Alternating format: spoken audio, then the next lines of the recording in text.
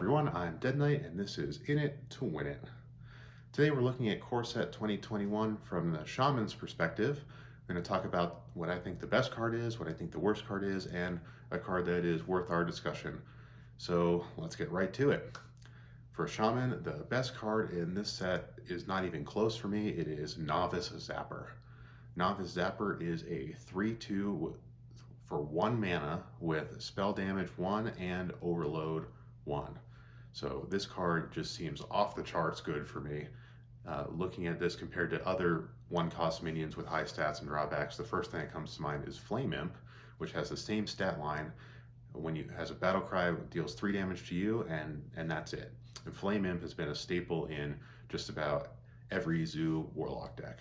Now you compare that to Novice Zapper, obviously the Overload 1 is going to slow you down for as much as it speeds you up, but Shaman has a lot of overload synergies, so this is good at the beginning of the game and late in the game to pick up those overload synergies.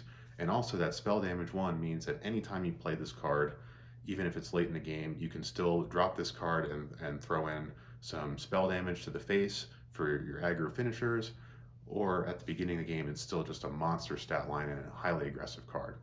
You couple that with the fact that Shaman is losing Wrath of Air Totem and is replacing it with a totem that buffs the board, and having this guy out on turn 1 means that you have a reliable source of spell damage early in the game, you have a reliable way to overload yourself early in the game if you need those synergies, and you have a huge stat line.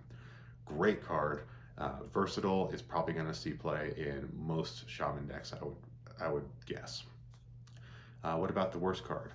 For me, it was a close call between Feral Spirit and Unbound Elemental, but I'm going with Unbound Elemental.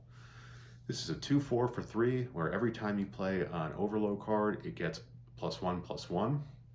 So with something like Novice Zapper, you'd think, well, wouldn't Unbound Elemental be good? And the answer is no. And the reason is because it grows too slowly. So you get +1/+1 for every Overload card, and Overload cards are also slow, which means that even if you have a best case scenario where turn 3 you play Unbound Elemental and then you play Lightning Bloom to overload yourself and gain 2 mana crystals, and then Lightning Bolt some things, so you're clearing the board for your Unbound Elemental and buffing it +3/+3, then next turn you have no mana crystals. So you may get 5 damage into the face, but you can't keep buffing this, and then it's going to die because your opponent has 2 turns to deal with it. So players have already discovered this, which is why even though Lightning Bloom has been around for 8 months, Unbound Elemental has not made a comeback, and I don't think it's going to make one now. So Unbound Elemental is probably going to continue to see no action. Why is this better than Feral Spirit, which has also seen no action? Feral Spirit has been buffed now, so it only overloads you 1 instead of 2. So even though it may still not see play because of power creep, there's some potential here because you're getting 10 stats spread across 2 taunts for 3 mana, and the drawback is 1 overloaded mana crystal. It's actually not so bad. The only issue is that on your opponent's turn 3, if they play a minion that has 3 health, then you are still not in a great position to respond to that, and that 3 health minion might be able to trade both of your wolves. So that has been the drawback to Feral Spirit so far, but with Overload 1, that is mitigated a little bit, so it may make a comeback. We'll have to see. Now, the most exciting card is unfortunately not really that exciting. It's a card that's been around since launch. It is Lightning Storm. Lightning Storm has recently been buffed. Instead of dealing 2 or 3 damage to all of your opponent's minions, it now just straight up deals 3 damage. So is that a significant buff? I'm going to say emphatically yes, it is a very significant buff.